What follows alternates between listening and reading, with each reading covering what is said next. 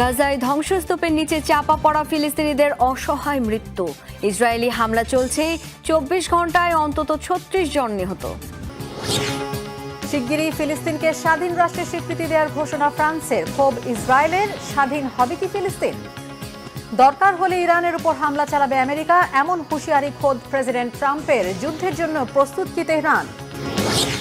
পুরনো শত্রু চীনের বিরুদ্ধে আমেরিকার 125% শুল্ক আরোপ কিসের ইঙ্গিত? ওয়াশিংটন বেইজিং বাণিজ্য যুদ্ধ কি শুরু?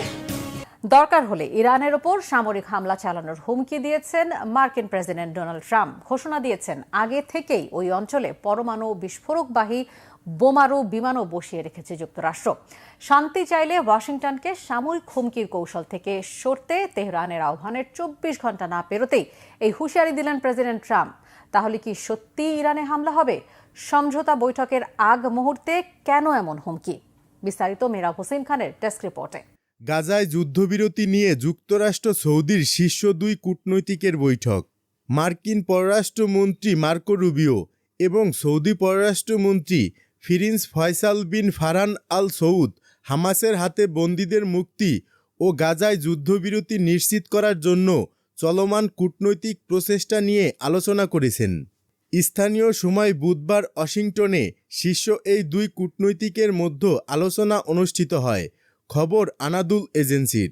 মার্কিন পররাষ্ট্র দপ্তরের মুখপাত্র ট্যামি ব্রুস এক বিবৃতিতে বলেছেন, মার্কিন সেক্রেটারি এবং সৌদি পররাষ্ট্রমন্ত্রী জিম্মিদের মুক্তি এবং গাজায় একটি টেকসই যুদ্ধবিরতির লক্ষ্যে কাজ করার জন্য কূটনৈতিক প্রচেষ্টা নিয়ে আলোচনা করেছেন। এতে গাজায় হামাসের ক্ষমতাহীনতা ও নিরস্ত্রীকরণের বিষয়টিও অন্তর্ভুক্ত। এছাড়া 2 শীর্ষ কূটনৈতিক সুদানের যুদ্ধ এবং লোহিত সাগরে ইয়েমেনের হুতি গোষ্ঠীর আক্রমণ সহ অন্যান্য আঞ্চলিক বিষয়গুলো নিয়েও আলোচনা করেছেন।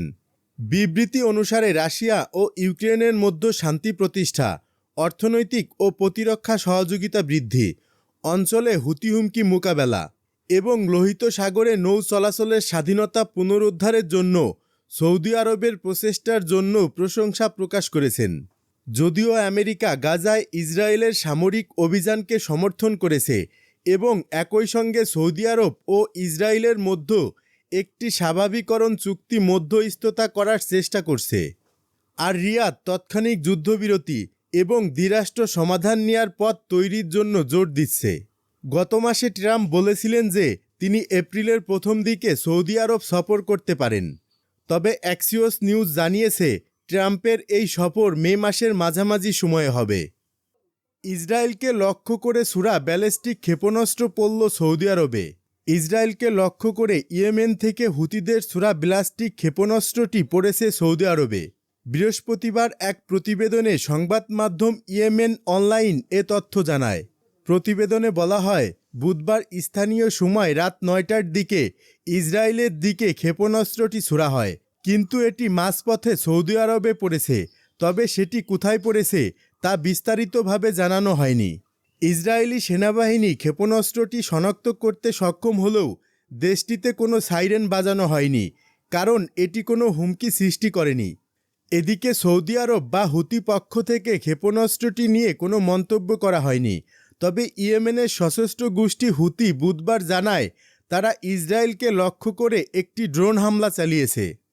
ফিলিস্তিনিদের বাঁচানোর জন্য বেশি সময় হাতে নেই জাতিসংঘ।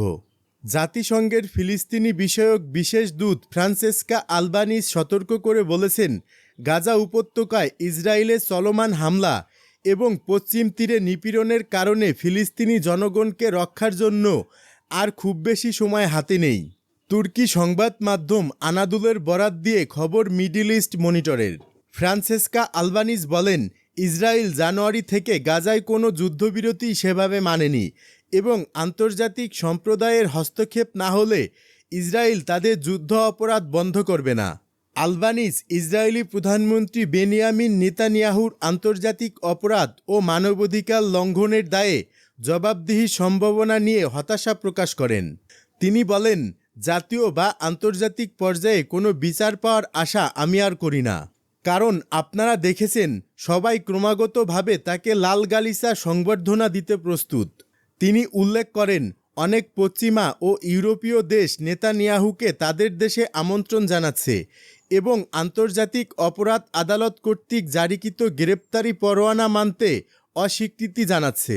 তিনি আরও বলেন ইসরায়েলি সরকার এবং বসতির বাসিন্দারা গাজা ও দখলকৃত পশ্চিম তীরের আরও জমি দখল করে ইসরায়েলি রাষ্ট্রের মধ্যে নিয়ে নেওয়ার জন্য তাদের সম্প্রসারণবাদী লক্ষ্য বাস্তবায়ন করেছে।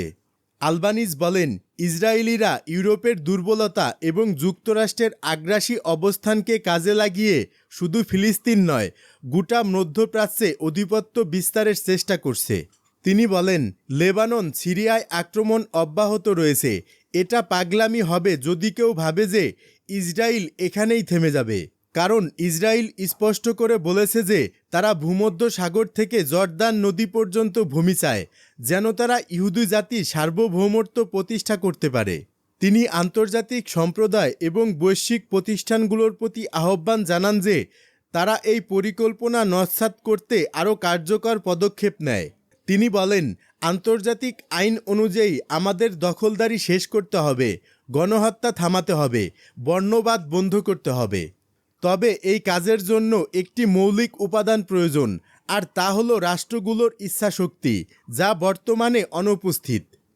ইরানের উপর নতুন নিষেধাজ্ঞা জারি আমেরিকার। পরমাণু প্রকল্প নিয়ে ইরানের সঙ্গে সরাসরি বৈঠকের আলোচনার মধ্যেই দেশটির 5টি প্রতিষ্ঠান ও এক ব্যক্তির উপর নিষেধাজ্ঞা জারি করেছে যুক্তরাষ্ট্র। মার্কিন ট্রেজারি মন্ত্রণালয় এই নিষেধাজ্ঞা জারি করেছে। নিষেধাজ্ঞা প্রাপ্তদের সবাই ইরানের পরমাণু প্রকল্পের সঙ্গে সরাসরি সংশ্লিষ্ট বলে জানিয়েছেন ট্রেজারি মন্ত্রী স্কট বেসেন্ট।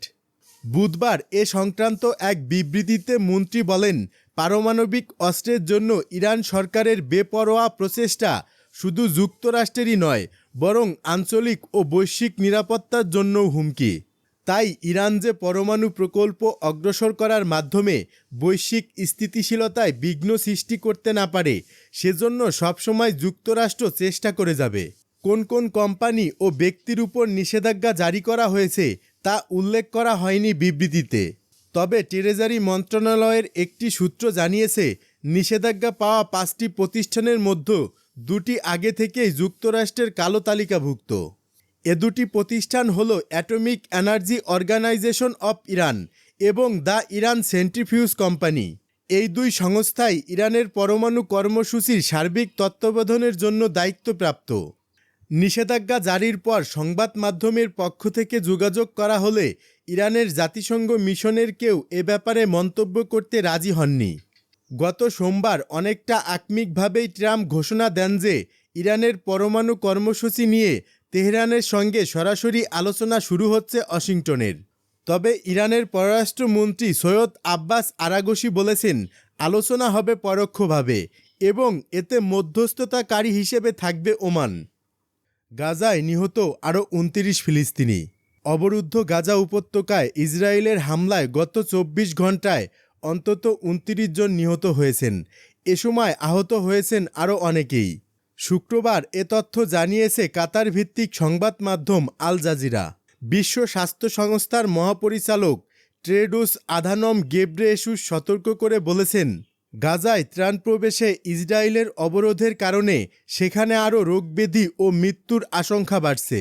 বর্তমানে গাজায় 10,000-এর বেশি মানুষকে বিদেশে চিকিৎসার জন্য হস্তান্তর করা জরুরি বলে মনে করেন তিনি। যুদ্ধবিরতি চুক্তি লঙ্ঘনের পর গত 18 মার্চ গাজায় নতুন করে ইসরায়েলের হামলায় 1,500 জনেরও বেশি ফিলিস্তিনি নিহত হয়েছেন। এক প্রতিবেদনে এ তথ্য জানিয়েছে বার্তা সংস্থা আনাদুলু। গাজার স্বাস্থ্য মন্ত্রণালয় জানিয়েছে 2023 সালের অক্টোবর থেকে গাজায় ইসরায়েলি হামলায় এখন পর্যন্ত অন্তত 50,886 ফিলিস্তিনি নিহত এবং 1,15,000-এরও বেশি আহত হয়েছেন।